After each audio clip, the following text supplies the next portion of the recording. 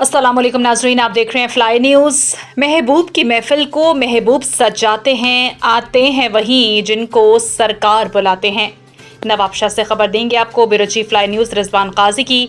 नवाबशाह के इलाके ताज कॉलोनी में दुआ कामिल एलिमेंट्री पब्लिक स्कूल में शानदार रंगारंग महफिल मिलादुन नबी सल्लल्लाहु अलैहि वसल्लम तकरीब का इनकाद ऑनर दुआ कामिल एलिमेंट्री पब्लिक स्कूल कामरान मैसर की सरबराही में मुनक़्क़िद हुई, जिसमें असातिज़ा तलबा तालिबात आए हुए मेहमानान ने हज़ूर अक़दस सल्लल्लाहु अलैहि वसल्लम की शान में नात कर नजराना पेश करके महफिल में चार चांद लगा दिए।